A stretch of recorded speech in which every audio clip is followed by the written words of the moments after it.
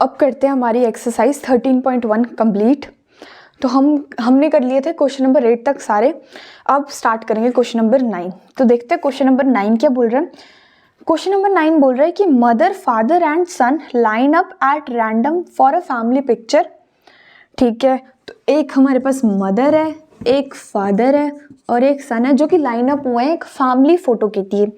ठीक है, तो ई बोल रहा है हमें कि सन जो है वो एंड में होना चाहिए, किसी भी एंड में हो सकता है, सन ऑन वन एंड। दूसरा हमें बोल रहा है कि एफ बोल रहा है फादर मिडिल में, फादर इन मिडल। ठीक है, तो चलो देखते हैं। सबसे पहले तो हमारा सबसे इंपॉर्टेंट सैंपल स्पेस क्या होगा। सैंपल स्पेस अगर हम देखें तो कैसे बनाएंगे। बोले 3 लोग हैं फैमिली फोटो के लिए खड़ रहे हैं, तो सबसे पहले मदर, एक चीज को पकड़ लो। सबसे पहले हमने मदर पकड़ ली, मान लो, समझो। तो मदर हमने जब पकड़ी तो बचा कौन, सन और फादर। तो लिख दो सन फादर। जब मदर यहाँ है तो ये दोनों अपनी पोजीशन भी तो चेंज हो सकती है इनकी, तो फादर सन। अब मदर को उठा के बीच में रख दो, तो मदर बीच में आई तो क्या हुआ, सन फादर। अब इन दोनों की पोजीशन एक्सचेंज कर दो तो क्या हुआ, फादर सन। अब मदर को उठा के सबसे लास्ट में पुट कर दो तो क्या बचा, सन फादर। इन दोनों की पोजीशन चेंज कर दो, फादर सन और मदर वहीं की वहीं। ऐसे बन गया हमारा पूरा सैंपल स्पेस, कुछ मेहनत नहीं लगी। ठीक है, तो सबसे पहले बात करेंगे ई की। ई हमें क्या बोल रहा है, सन ऑन वन एंड। अब देखो सन कौन सा ऐसी वो है हमारे पास पोजीशन जिसमें सन लास्ट में हो। एक ये दिख रहा है हमें सन लास्ट में, इसमें दिख रहा है सन लास्ट में। एंड मतलब कि कोई भी एंड हो सकता है, इसमें दिख रहा है एक हमें और एक इसमें दिख रहा है, यानी कि 4 सैंपल स्पेस हुई हमारे पास। तो मतलब हुआ इसका कि ई हमारा शो कर रहा है MFS और SMF comma FMS comma SFM। ठीक है, जिसमें सन हमारा लास्ट में। एफ की बात करते हैं तो एफ बोल रहा है father in the middle.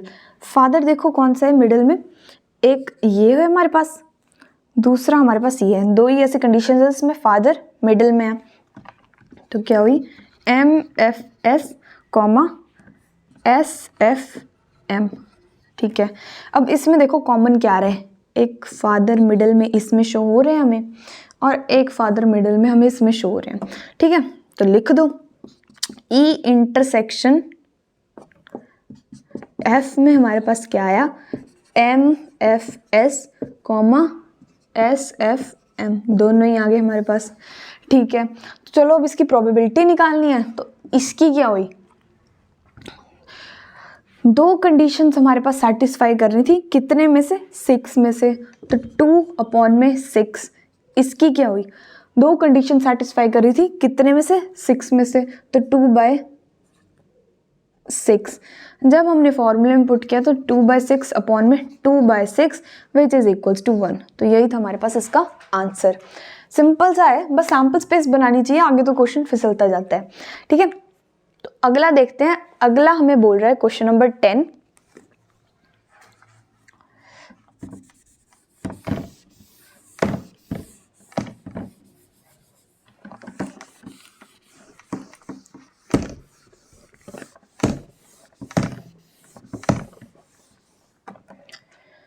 Question number 10 ने हमें बोला है कि ब्लैक और रेड एक डाइस हैं, ब्लैक और रेड कलर के, वो दोनों रोल किए जा रहे हैं, यानी कि ब्लैक और रेड डाइस रोल्ड हो रहे हैं। ठीक है, आगे उसने बोला है हमें ई में। अब देखो यहाँ हमें इसकी असली डेफिनेशन समझ आएगी कि कंडीशन प्रोबेबिलिटी की डेफिनेशन होती क्या है।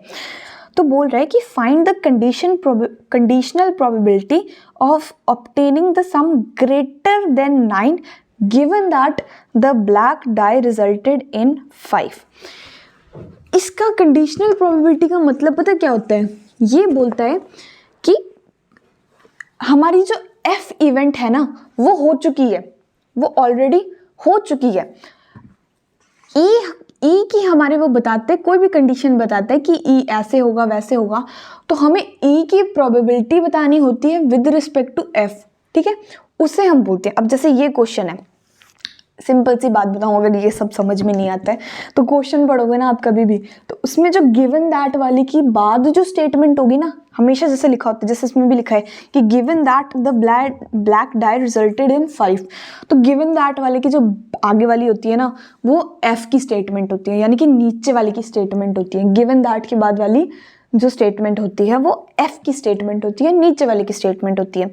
गिवन दैट हो या फिर इफ बोला ना कि इफ दिस इज, ठीक है, वही बोलो कि given that this is happening, if this, है ना, तो उसमें आप क्या बोलोगे कि वो जो है ना आपकी वो एफ है, और जो बची हुई स्टेटमेंट हुई वो आपकी ई हो जाएगी, ठीक है। वैसे देखो इसमें क्या होगा कि इसमें यही बोला है कि कंडीशनल प्रोबेबिलिटी फाइंड करो सम ग्रेटर देन 9, यानी कि इसमें कोई गिवन दैट वगैरह कुछ नहीं बोला गया है हमारे पास, तो सम हमारा ग्रेटर देन 9 होना चाहिए, 9 से अबव होना चाहिए, यानी कि सम ग्रेटर देन 9 बोला है। और कंडीशनल प्रोबेबिलिटी क्या आई, given that the black die resulted in 5, बोले कि given that black die resulted in 5, यानी कि ब्लैक डाई रिजल्टेड इन 5।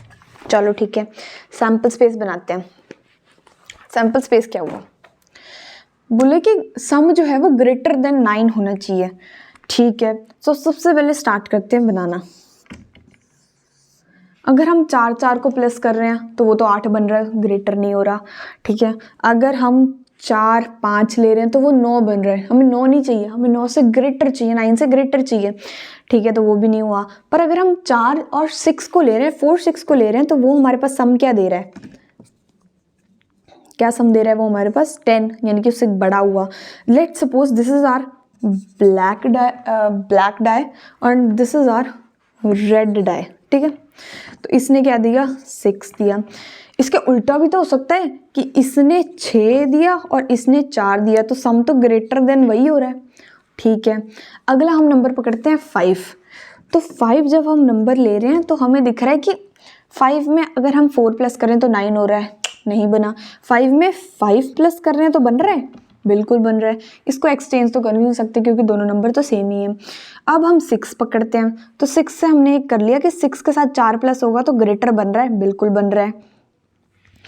अब 6 के साथ हम 5 पकड़ सकते हैं, बिल्कुल पकड़ सकते हैं, तो 6, 5 हो जाएगा हमारे पास। और अगर हम 6 6 पकड़ रहे हैं तो वो भी उससे ग्रेटर बन रहा है, तो यानी कि एक हो जाएगा 6 6, ठीक है, 6 6 हो गया हमारे पास, बिल्कुल ठीक है। अब बचा क्या हमारे पास, हमने एक 5 में मिस आउट कर दिया कि 5 और 6 भी तो हो सकते हैं, 5 और 6 भी हो सकते हैं, बिल्कुल हो सकते हैं, ठीक है। तो कितनी बनी हमारे पास टोटल, 4 6, 4 5 नहीं होगा, ठीक है, 6 4, 5 5, 6 5, 6 6 और 5 6, बिल्कुल ठीक है। तो ये हमारी किसकी हुई, ये हमारी सारी हुई ई की सैंपल स्पेस, ठीक है। ई में जो फेवरेबल कंडीशंस हो रही हैं वो, ठीक है। अब हमें बात की गई है एफ के बारे में, ठीक है। एफ बोल रहा है कि black die resulted in 5, black dye जो है हमारा रिजल्ट कर रहा है 5 में, तो वो कुछ भी हो सकता है, जैसे कि अब हमने 5 1, है ना, 5 2 5 3 5 4 5 5 5 6, ये 6 हो जाएंगे हमारे पास पॉसिबल आउटकम्स, क्योंकि उसने बोला कि ब्लैक डाई 5 ही होना चाहिए, रेड चाहे जो मर्जी हो सकता है, ठीक है। अब मेरी बात सुनो कि टोटल तो हमने बताई नहीं, टोटल कितनी कंडीशंस बनेगी, कि अगर ब्लैक और रेड डाई 2 डाइस रोल हो रहे हैं तो क्या बनेगा। तो मैंने बोला था कि जितनी टाइम्स रोल हो रहे हैं ना उसकी पावर लगा दो, यानी कि 6 × 6 विच इज इक्वल्स टू 36, यानी कि 36 ऐसी कंडीशंस हमारे सैम्पल स्पेस जो भरा हुआ है ना पूरा, वो 36 कंडीशन से भरा हुआ है, जिसमें से ई ने अपना ये उठा लिया, एफ ने अपने ये उठा लिए। अब हमने करना है ई इंटरसेक्शन एफ। ई इंटरसेक्शन एफ क्या होता है, जो हमारे कॉमन होते हैं इसमें। अब कॉमन हमें वही देखने हैं इसमें जो ब्लैक डाई में 5 आए हों, यानी कि एक ये आ रहा है हमारे पास, बिल्कुल आ रहा है, और ब्लैक डाई में 5 कौन सा आ रहा है, ये आ रहा है, तो यानी कि 2 ही हुए, 5 5 कॉमा 5 6, 2 ही हुए हमारे पास। ठीक है, तो चलो अब इसकी वो प्रोबेबिलिटी लिखो। इसमें कितने आए, 6/36 है ना, 6/36 आए, और इसमें कितने आए, 2 निकले हमारे 36 में से, तो 2/36। बस फॉर्मूला लगा दो, क्या बना, कॉमन वाला 2/36 इंटू में 6/36, 6/36 विच इज इक्वल्स टू 1/3। तो यही हमारा आंसर हो गया। बिल्कुल ठीक है, ठीक है। तो ये था हमारा 9th का पहला पार्ट। दूसरा पार्ट देखो, दूसरा पार्ट हमें बोल रहा है कि कंडीशनल प्रोबेबिलिटी ऑफ ऑब्टेनिंग सम 8, यानी कि इसमें हमें कुछ नहीं बोला कि ग्रेटर देन या फिर ये वो सो, कुछ नहीं बोला। उसने बोला कि सम हमें 8 ही चाहिए, सम इज इक्वल्स टू 8 ही होना चाहिए, उससे ज़्यादा उससे कम कुछ नहीं। दूसरे कंडीशन में वो बोल रहा है कि given that red die resulted in the number less than 4। बोल रहा है कि रेड डाई जो रिजल्ट कर रहा है ना,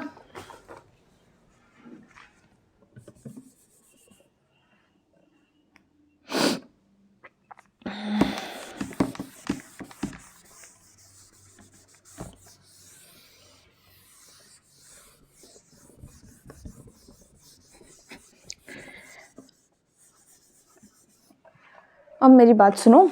बोल रहा है सेकंड पार्ट में बोल रहा है इसके कि हम क्वेश्चन नंबर 10 पे हैं, ठीक है। सेकंड पार्ट में बोल रहा है कि obtaining the sum 8 given that, मैंने बोला गिवन दैट वाली स्टेटमेंट एफ वाली स्टेटमेंट होगी, नीचे वाली स्टेटमेंट होगी, ठीक है। तो गिवन दैट बोल रहा है the red die resulted in the number less than 4, ठीक है। बोल रहा है गिवन दैट रेड डाई जो है resulted in a number less than 4, 4 से छोटे नंबर पे रेड डाई हमारा रिजल्ट कर रहा है। तो चलो बना दो। हमारी सबसे पहले बोलो सम 8 क्या क्या चीजें बनाएंगी, 4 4 बना देगी, बिल्कुल बना देगी, ठीक है। उसके बाद क्या बनेगी, 5 3 बना देगी, बना देगी। अगर 5 3 बना रही है तो 3 8 3 5 भी बना देगा, बिल्कुल बना देगा। उसके बाद हमारा 6 2 बना देगा, 6 2 बना देगा, तो 2 6 भी बनाएगा, ठीक है। बस इतने ही पॉसिबल हो सकते हैं हमारे पास ये। अब मान लिया हमने कि ये ब्लैक है और ये रेड है, ठीक है। तो उसके बाद हमने बात करनी है, सबसे पहले तो ई की हमारे पास टोटल यही आ गई ना, ई का जो हमारा ये हुआ वो सारा यही हुआ, ठीक है। एफ की बात करनी है। एफ में बोल रहा है कि red die resulted in number less than 4, 4 से छोटा। तो रेड डाई में देखो नंबर लेस देन 4, एक ये है और एक ये है, ठीक है। तो 2 ही हुए हमारे पास, F3, 6 2, 2 ही हुए हमारे पास। अब कॉमन निकाल लो इनमें से, कॉमन भी यही दोनों आएंगे क्योंकि वो इसमें भी थे और इसमें भी थे। अच्छा मेरी बात सुनो, बोल रहा है कि रेड डाई रिजल्टेड इन 4, ये तो कुछ भी हो सकते हैं ना। थोड़ा सा मैं यहाँ पे वो हो गई कि ये तो 1 2 1 3 1, फिर से आगे ऐसे 2 3 ले लो, 2 2 ले लो, है ना, क्योंकि हमने बोला है कि red die resulted in number less than 4, तो ये हो जाएंगे। आगे तो कितने भी होंगे, कितने भी होंगे, बिल्कुल ठीक है। अब जब हम इसकी बात करेंगे ना तो हमारे पास 2 चीजें कॉमन आएंगी, कौन सी, एक ये और एक ये। तो क्या हम लिखेंगे 5 3 और हो जाएगा 6 2, बिल्कुल ठीक है, ठीक है। प्रोबेबिलिटी निकाल लो अब इनकी।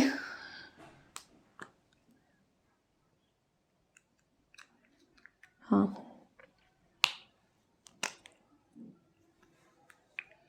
थोड़ी सी गड़बड़ी हो गई क्या, क्योंकि इसकी तो निकालना डिफिकल्ट हो जाएगी। नहीं डिफिकल्ट क्यों होगी, हमें पता है कि 6 बार 1 का होगा, 6 बार 2 का होगा और 6 बार 3 का होगा, 18 ऐसे टोटल आ जाएंगे। ठीक है ठीक है ठीक है, सुनो मेरी बात। अब देखो नंबर बोला लेस देन 4, तो 1 से यहाँ तक 6 आ जाएंगे टोटल, कि यहाँ पे 1 भी होगा, 2 भी होगा, 3 भी होगा, 4 भी होगा, यानी कि ऐसे हो जाएगा 1,1, 1,2, 2,1, 3,1, 4,1, तो ऐसे 1 के 6 बनेंगे। वैसे ही अगर रेड डाइस में 2 आया तो 2 के 6 बनेंगे, रेड डाइस में अगर 3 आए तो 3 के 6 बनेंगे। तो यानी कि टोटल नंबर ऑफ ये कितने आए हमारे पास, 18 आए टोटल। ऐसी जो हमारी ये इसको सेटिस्फाई कर रहा हो वो आए टोटल 18। ठीक है, तो निकालो अब इसका। हमें पता है टोटल कितने, वो जो हमारा सैम्पल स्पेस था वो था 36 का, है ना। तो ये हो जाएगा 2/36 और ये हो जाएगा 18/36। बस कुछ नहीं, पुट कर दो इसको, 2/36 डिवाइडेड बाई 18/36, तो ये बना 2/18 विच इज इक्वल्स टू 1/9। यही था हमारा आंसर। देखो थोड़ा सा यहाँ पे कंफ्यूज मत होना, हमें बोले कि सैम्पल स्पेस में ना रेड डाई के जो नंबर है ना वो लेस देन 4 है, यानी कि सैम्पल स्पेस तो हमारा बहुत ही बड़ा होगा ना, उसमें जिन नंबर पे रेड डाई में ना लेस देन 4 आए हैं, जैसे कि 1,1, 2,1, 3,1, 4,1, ऐसे जाते जाते 2 का आएगा, जब रेड डाइस में 2 आएगा, फिर रेड डाइस में 3 आएगा। ठीक है, तो वो हमारी सैम्पल स्पेस हो जाएगी। यही था हमारा क्वेश्चन नंबर 10। अब चलते हैं क्वेश्चन नंबर 11 पे। क्वेश्चन नंबर 11 कुछ भी नहीं है, हलवा है।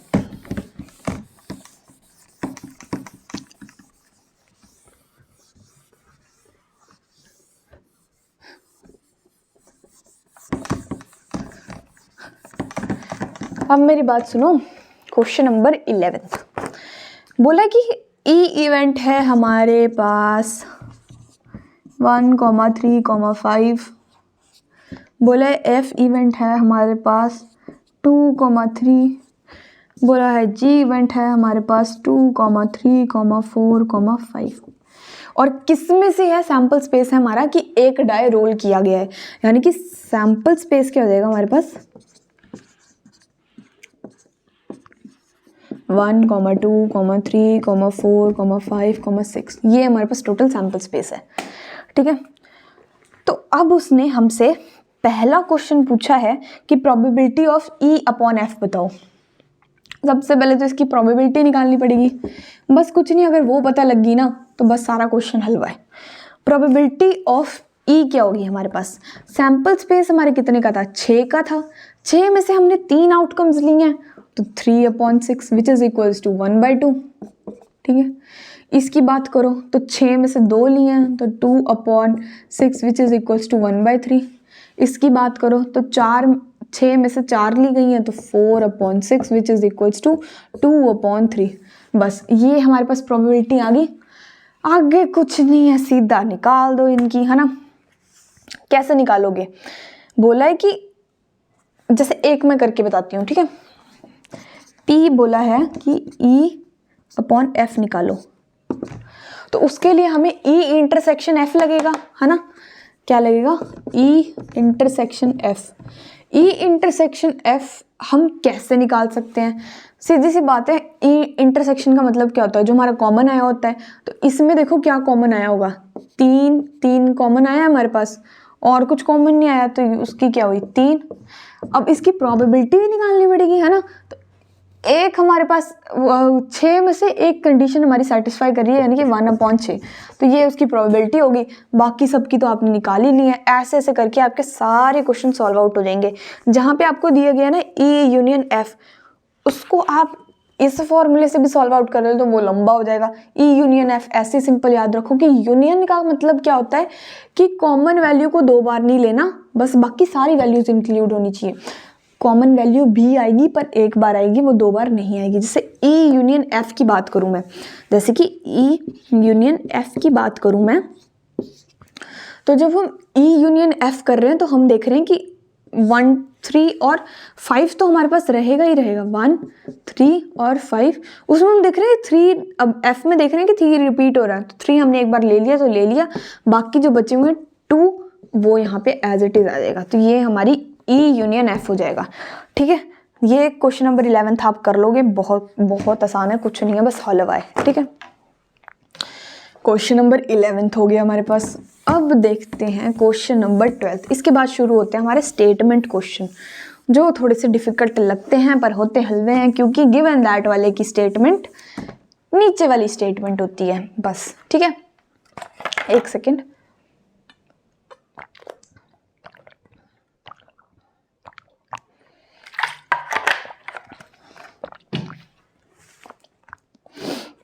चलो देखिए क्वेश्चन नंबर 12। क्वेश्चन नंबर 12 बोल रहा है कि assume that each born child is equally likely to be boy or girl। ठीक है, if a family has 2 children, family है उनके पास 2 बच्चे हैं। ठीक है, 2 बच्चे हुए हैं। ठीक है, आगे उसने बोला है कि what is the conditional probability that both are girls. अब मेरी बात सुनो, इसके बाद बोला है गिवन दैट और एक स्टेटमेंट दी गई है। ठीक है, तो मैंने क्या बोला, गिवन दैट वाली स्टेटमेंट क्या होती है, एफ की स्टेटमेंट। यानी कि हमें एफ की स्टेटमेंट यहाँ पे दी हुई है कि यंगेस्ट इज अ गर्ल, जो यंगेस्ट है वो है गर्ल। ठीक है, तो यानी कि अब जो दूसरी स्टेटमेंट इससे पहले दी हुई थी वो हमारी ई की स्टेटमेंट हुई। उसमें क्या बोला हुआ है हमें कि conditional probability that both are girls, दोनों ही लड़कियां हैं, यानी कि बोथ आर गर्ल्स। ये हमें क्वेश्चन में ही दी हुई थी, है ना। और ये क्वेश्चन का फर्स्ट पार्ट था जो हमें गिवन था, यानी कि फर्स्ट पार्ट की हम बात कर रहे हैं। ठीक है, मेरी बात सुनो। अब अगर फैमिली में 2 बच्चे हैं तो क्या प्रोबेबिलिटी हो सकती है। सबसे पहले ये होगी कि दोनों ही लड़कियां हैं, दोनों ही लड़के हैं, एक लड़का एक लड़की हुई है, एक लड़की और एक लड़का हुआ है, ये 4 हो सकती हैं। अब उसमें ई को सेटिस्फाई करो, ई का क्या बना, बोथ आर गर्ल्स, एक ही आई उसमें, जी जी। ठीक है, अब एफ को सेटिस्फाई करोगे तो क्या आएगा, youngest is a girl. Youngest is a girl का मतलब है, यानी कि एक ये हो सकती है, ये यंगेस्ट गर्ल हो सकती है जो पहले पैदा हुई है, ये हो सकती है कि दूसरी ये हो सकती है कि गर्ल पहले पैदा हुई है। दूसरे वाले का कुछ हमें स्पेसिफाई नहीं किया हुआ है यहाँ पे कि दोनों ही लड़कियां होनी चाहिए और कुछ ऐसा होना चाहिए कि एक लड़का एक लड़की होनी चाहिए, ऐसा कुछ नहीं बोला। तो सीधा ले लो यंगेस्ट इज अ गर्ल, यानी कि ये हम यंगेस्ट ले रहे हैं और ये ओल्डर ले रहे हैं, तो इसमें 2 ऐसी हमारे पास वो आ गई, है ना, यानी कि जी जी और जी बी। बस कुछ नहीं, इनकी प्रोबेबिलिटी निकालो। प्रोबेबिलिटी क्या है इसकी, 4 में से 1 ले रहे हैं तो 1/4। इसकी तो कहीं काम नहीं आती, क्यों निकालनी, छोड़ो वरे, है ना। इसकी निकालो, 2 हमारी सेटिस्फाई करनी है 4 में से, तो 2/4 विच इज इक्वल्स टू 1/2। अच्छा, अब ई इंटरसेक्शन एफ निकालो। ई इंटरसेक्शन एफ क्या होगा, दोनों में से जो कॉमन है, कॉमन क्या रहा है, गर्ल गर्ल कॉमन आ रही है, गर्ल गर्ल कॉमन आया, कितने में से 1 आ रहा है, 1 हमारी सेटिस्फाई कर रही है 4 में से, विच इज इक्वल्स टू 1/4। ठीक है, कुछ नहीं, अब इसको सिंप्लीफाई कर लो, E intersection F which is equals to 1/4 upon में कितना है 1/2, कितना हुआ ये 1/2, आंसर आ गया हमारे पास। बिल्कुल ठीक है। ठीक है, ये था हमारे पास सिंपल सा क्वेश्चन नंबर 12। अब इसका सेकंड पार्ट भी है, वो देखो। सेकंड पार्ट में हमारा एफ चेंज हो रहा है, क्योंकि गिवन दैट के बाद ना 2 स्टेटमेंट दी हुई है, एक पहले वाले की और सेकंड वाले की। तो सेकंड वाले में वो क्या बोल रहा है हमारे पास,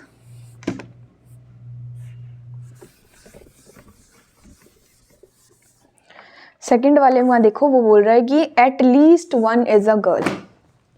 यहीं पे वही आ गया, लीस्ट 1 इज अ गर्ल। ठीक है ना।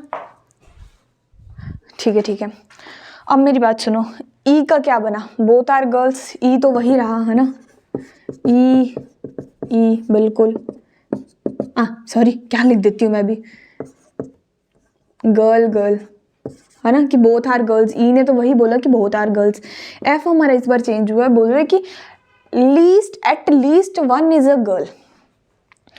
बोल रहा है कम से कम तो एक लड़की होनी ही चाहिए, उससे ज्यादा भी हो सकती है पर कम से कम एक तो होनी ही चाहिए हमारे पास। ठीक है,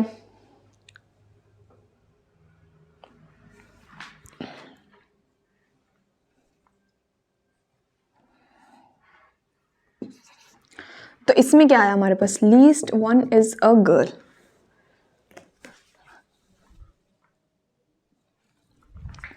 बोल रहा है एट लीस्ट वन तो गर्ल होनी चाहिए, उससे ज़्यादा कितनी भी हो सकती हैं। तो चलो देखो, लीस्ट वन गर्ल, इसमें है एक लीस्ट वन गर्ल, इसमें भी है एटलीस्ट एक गर्ल, इसमें भी है एटलीस्ट एक गर्ल, यानी कि ऐसी तीन हमारे पास आई जिनमें लड़कियां तो हैं ही हैं। कौन सी, गर्ल गर्ल वाला, कौन सा, बॉय गर्ल वाला, और एक आया हमारे पास गर्ल बॉय वाला। ठीक है, अब इसका सैम्पल स्पेस बना, इंटरसेक्शन ले लो, ई इंटरसेक्शन एफ, वही आया हमारे पास जी जी। अब इनकी प्रोबेबिलिटी निकालो, इसकी क्या हुई, तीन आ रही हैं चार में से, तो 3/4, और इसकी क्या हुई 1/4। इनको रखा तो 1/4 upon 3/4 which is equals to 1/3। This is our answer. ठीक है, सिंपल, बड़ा सिंपल। अगला देखो, अब अगला क्वेश्चन थोड़ी सी और बड़ी स्टेटमेंट है, पर बहुत आसान है, बहुत आसान है।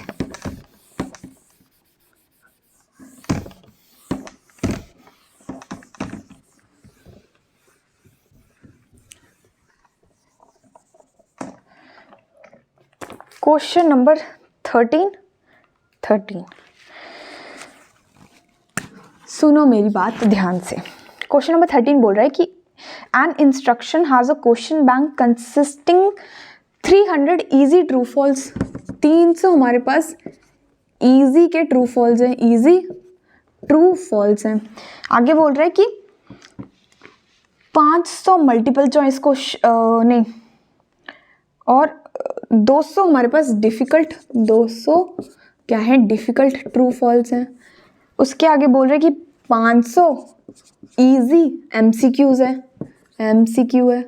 वहीं आगे बोल रहा है कि 400 डिफ़िकल्ट एमसीक्यूज़ हैं। ठीक है, हो गया। आगे बोल रहे हैं कि if question is selected at random from question bank, what is the probability that it will be an easy question given that हमारे पास आ गया, यानी कि हमारे एफ क्या बोल रहा है, हमारे पास एफ बोल रहा है कि मल्टीपल चॉइस क्वेश्चन होना चाहिए, एफ बोल रहे हैं कि एमसीक्यू ही होना चाहिए, वही ई क्या बोल रहा था हमारे पास, जो गिवन दैट से पहली वाली स्टेटमेंट है वो ई हुई। ई बोल रहा है हमारे पास कि इजी क्वेश्चन होना चाहिए, क्या होना चाहिए, इजी क्वेश्चन होना चाहिए, इजी क्वेश्चन होना चाहिए। तो चलो स्टार्ट करें। सबसे पहले ई का क्या बना, इजी क्वेश्चन होना चाहिए, यानी कि ई में आया हमारे पास,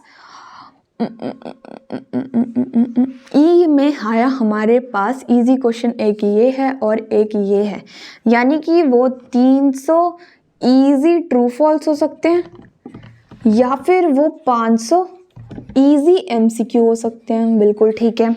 वही हमारे एफ ने क्या बोला कि एमसीक्यू ही होना चाहिए।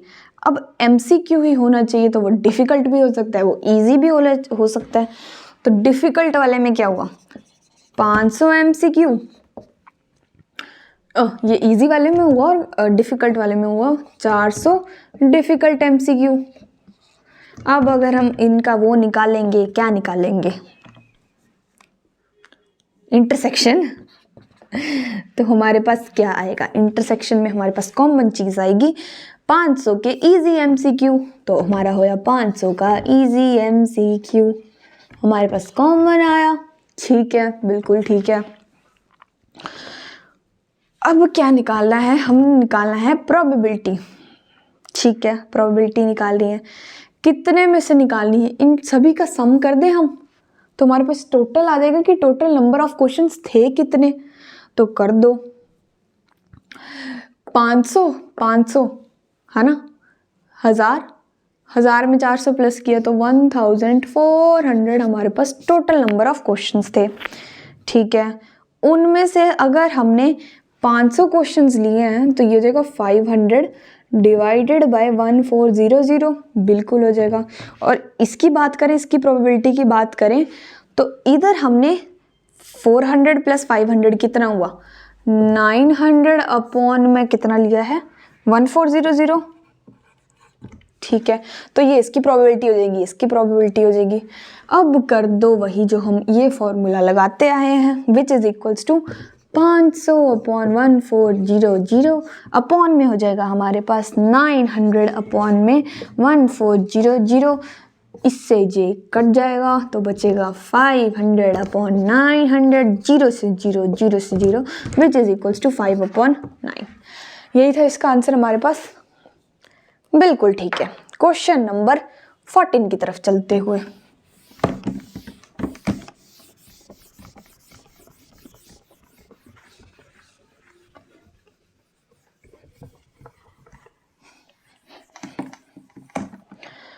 क्वेश्चन नंबर 14 हमें बोल रहा है कि given that two numbers appearing on throwing dice, 14 में बोल रहे हैं given that two numbers appearing on a throwing dice are different, find the probability of the event sum of. देखो अब हमें गिवन दैट पहले ही दे चुका है, यानी कि गिवन दैट वाली की बाद वाली स्टेटमेंट क्या होगी हमारे पास एफ।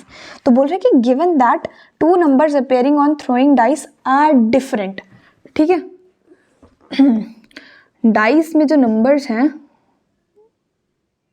यानी कि डाइस के जो नंबर्स हैं वो क्या है, डिफरेंट है, दोनों अलग अलग नंबर्स हैं, कोई सेम नंबर नहीं है, यानी कि 2 2 नहीं हो सकता, वो 3 3 नहीं हो सकता, वो 1 2 हो सकता है, वो 3 4 हो सकता है, कुछ भी हो सकता है, बट सेम नंबर्स नहीं होने चाहिए। बिल्कुल ठीक है। वहीं अगर हम ई की बात करें तो ई स्टेटमेंट हमें दे रखी है, जो स्टेटमेंट हमने यूज कर ली वो एफ होगी। अब उसके बाद वाली स्टेटमेंट देख लो कौन सी है। बोल रहे find the probability of the event sum of numbers on the dices 4, यानी कि दोनों का सम होना चाहिए 4। ठीक है, सबसे पहले तो हम अपना बनाएंगे सैंपल स्पेस। कितने नंबर, जो टोटल हमारा सैंपल स्पेस होगा वो कितने नंबरों का होगा, 36 का होगा। क्यों? क्योंकि 2 डाइस उछाले जा रहे हैं, 36 टोटल होगा हमारे पास। ई का बनाते हैं, ई बोल रहे हैं सम होने चाहिए 4 सम होना चाहिए। ठीक है, तो 4 सम क्या क्या बनाते हैं, 2 2, ठीक है, 1 3 बनाता है, बिल्कुल बनाता है, 3 1 बनाता है, बिल्कुल बनाता है, और ऐसा कोई नंबर नहीं है जो 4 बना सके हमारे डाइस में। ठीक है, अब मेरी बात सुनो, ई की हमारी ये सारी होगी, ये सारा पुट कर दिया हमने ई में। एफ में देखो वो बोल रहे हैं कि डाइस के जो नंबर हैं वो डिफरेंट होने चाहिए। डिफरेंट यानी कि कितने भी हो सकते हैं ना, यानी कि 1 2, 1 3 हो सकता है, 1 4 हो सकता है, 1 5 हो सकता है, 1 6, ऐसे कुल मिला के हमारे पास टोटल कितने बनेंगे। देखो टोटल सैंपल स्पेस है हमारे पास 36, है ना। अब उसमें हमने कॉमन वाले नहीं लेने, यानी कि 1 1 2 2 3 3 4 4 6 5 5 6 6 नहीं लेने। तो ये टोटल कितने होते हैं, 6 होते हैं टोटल। तो 36 में से 6 माइनस कर दो, टोटल कितने आए हमारे पास, 30 जो ऐसे होंगे जो हमारे पास आएंगे इस सैंपल स्पेस में। वहीं आगे हम बात करेंगे ई इंटरसेक्शन एफ की। ई इंटरसेक्शन एफ क्या हो गया हमारे पास, क्या हुआ, हाँ कॉमन निकालो, है ना। अब आप देख सकते हो कि इसको छोड़ के ये दोनों आएंगे इसमें, तो बस डाल दो 1 3 और 3 1, ये आए हमारे सैंपल स्पेस में। यानी कि 2 में से ऐसे 36 में से 2 ऐसे सिलेक्ट हुए और इसमें कितने हुए, तो बस फॉर्मूले में पुट करो 2 अपॉन 36 अपॉन में 30 अपॉन 36, 36 से 36 cancel, which is equals to 2 upon 30 which is equals to 1 upon 15। ये था आपका आंसर। Very simple question. चलो अगला देखें।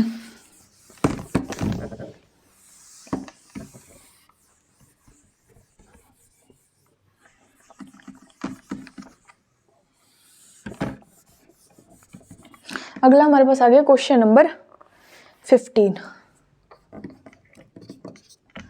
क्वेश्चन नंबर 15 बोल रहा है कि consider the expression of experiment of throwing a die, multiple number comes up, throw die again. ठीक है, सुनो। सबसे बोल रहा है कि हमने एक डाइस थ्रो किया। जब हमने डाइस थ्रो किया तो हमारे पास, अगर हमारे पास 3 का मल्टीपल आया, 3 का मल्टीपल क्या होता है, 3 और 6 होता है एक डाइस में, तो वही होते हैं। ठीक है, तो हमने वो डाई फिर से थ्रो किया। ठीक है, तो ठीक है, यानी कि हम सैम्पल स्पेस क्या बना हमारा, टोटल सैम्पल स्पेस बनाए, तो टोटल सैम्पल स्पेस बना हमारे पास कि अगर हमारे पास कोई 3 का वो आ रहा है, 3 का मल्टीपल आ रहा है, तो हम फिर से डाई को थ्रो कर रहे हैं, यानी कि 3 1 होगा, वो 3 2 होगा, वो 3 3 होगा, वो 3 4 होगा, 3 5 होगा और 3 6 होगा।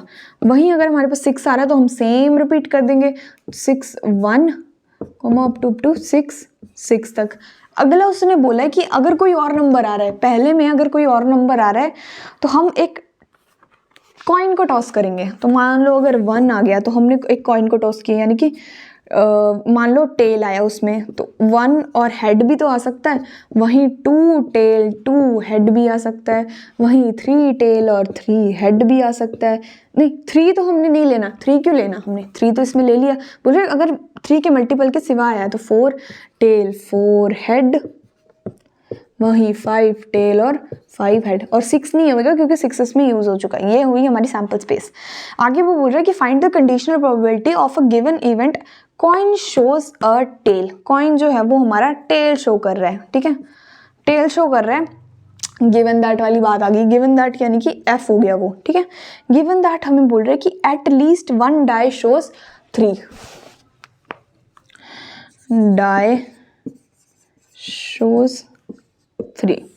अब मेरी बात सुनो, ई में उसने बोला कि टेल आना चाहिए, बट टेल आने के लिए तो हम 3 वाले उसको फेंक ही नहीं रहे हैं, है ना। तो ई इंटरसेक्शन एफ क्या हुआ, 0, ठीक है, क्योंकि डाई में 3 शो होना चाहिए, बिल्कुल 3 वाले तो ये वाले हैं ना, है ना, 3 1 3 2 3 6 3 4।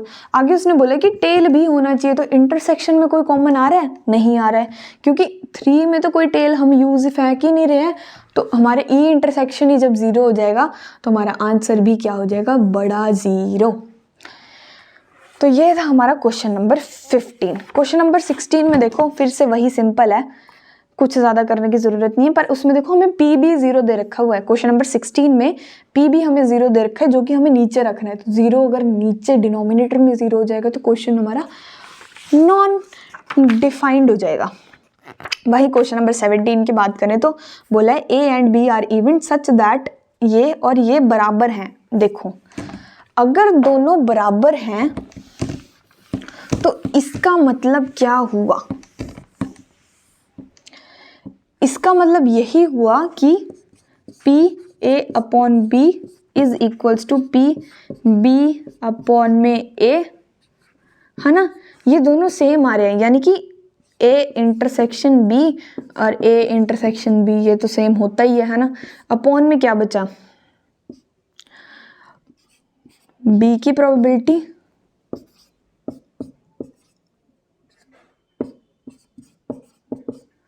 यानी कि इसका मतलब क्या हुआ, अगर ये ऊपर वाले सेम है तो नीचे वाले भी सेम होंगे, P B is equals to P A. यही हो गया ऑप्शन नंबर डी इसका आपके पास आंसर है। So this was all about probability की एक्सरसाइज 13.1। काफ़ी टाइम ले लिया इसने हमारा, बट आई थिंक इससे आपकी एकदम सारी क्लियर होगी। सारे क्वेश्चंस हमने किए ही हैं, कोई छोड़ा नहीं है ऐसे specifically. So I hope you understand. Thank you so much for watching.